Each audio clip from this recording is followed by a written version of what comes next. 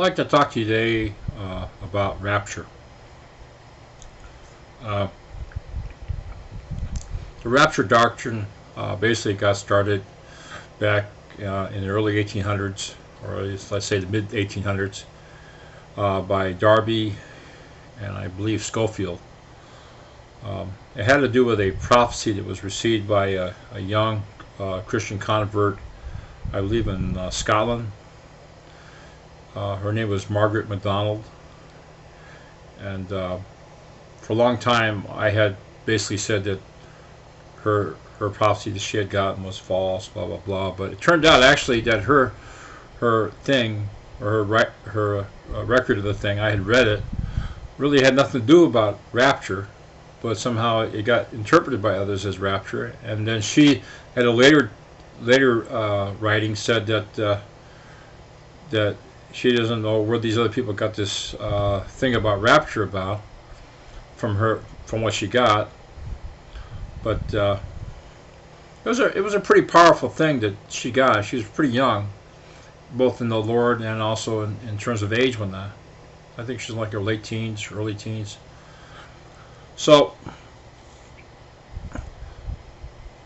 I don't remember exactly all the scriptures involved, but I think the main ones that people usually use are the ones in either 1st or 2nd Thessalonians, the 4th chapter, where it says that the dead in Christ so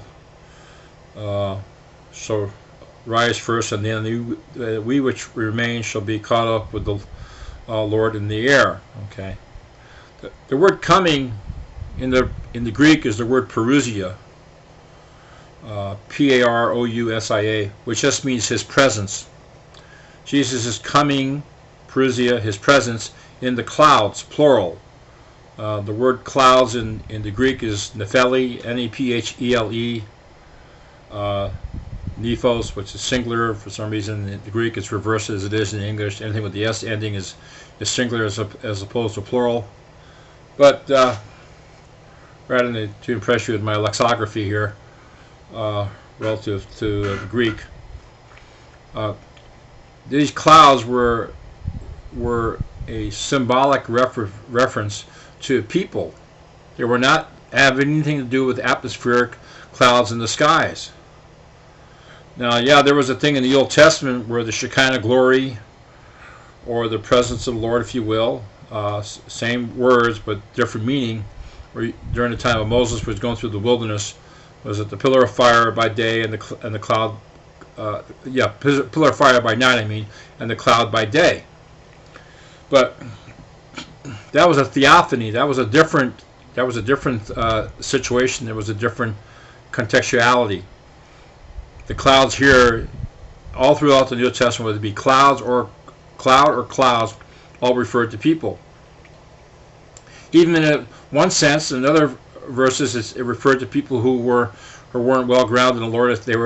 He referred to them as clouds carried about with no water. Again, the same meaning, refers to people. So Jesus coming in the clouds means Jesus' presence is in his people. Well, ironically enough, there's a verse that says, where 2 or 3 are gathered together in my name, there am I in the midst of them, or there is my presence in the midst of them. It doesn't use the word parousia or coming, but it's the same meaning. I don't know exactly what the Greek word is there. Was used in that verse. It's somewhere in one of the Gospels. It's probably some parallel to the time of Daniel, when 2 or 3 people were in the fire. There was the 4th one, the Son of Man, obviously reference to Jesus, was in their midst. But no one ever refers to that thing in Daniel. And so anyway, so the air has always been in conjecture about what the air meant. So if the clouds is a reference to people, then the air obviously is some sort of symbolic reference to spirit.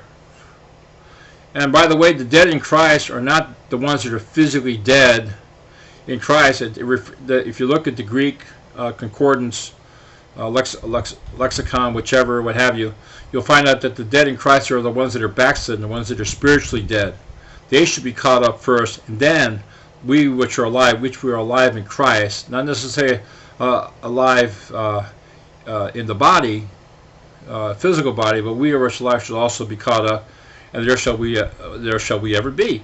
Okay, but there's nothing said there about a physical translation, not like Enoch or Elijah, or in some cases, depending what your backgrounds are, Muhammad. Similar circumstances. The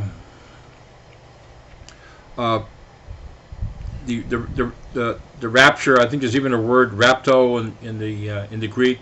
I'm not sure exactly what that means right offhand. There's another word, epiphany, which means the appearing. But when I did all the cross-referencing back in the Greek, it basically meant that the appearing could be something that could happen in the mind's eye, and that could happen at any different time during your walk. It can happen as many times as maybe once every 6 months, so several times a day, several times an hour, several times a minute, depending where you're at in your development. Of course, I speak from personal experience. So, there's also another reason why no one knows the day or the hour, because where 2 or 3 are gathered into my name, there am I in the midst. So if he's in the midst of 2 or 3 different people down through time on that means probably more than likely this thing has been an ongoing event, and that's why no one knows the day or the hour. The epiphany, which is the appearing of Christ, here again doesn't necessarily mean it has to be a physical appearance, though there may have been people down through time who have had physical contact with Jesus. There's some records of different things. Paul talked about it. There's a guy from India named Sadhu Sundar Sen who probably not only had Christ appear to him, but he probably was also translated, your version of a rapture. And there were other people that had been translated down through time, but you don't hear about it. Matter of fact, in my own case, I had something happen to me back several years ago, in which some entities from the other side say, "Hey, we're ready to take you up." And he says, "You mean I'm gonna die, right?" "No, I'm going to physically take you up."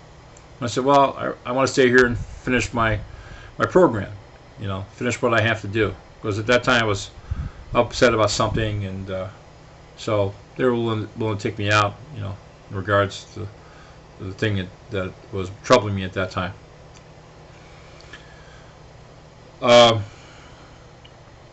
So that's it in a nutshell. The rapture is there is no rapture.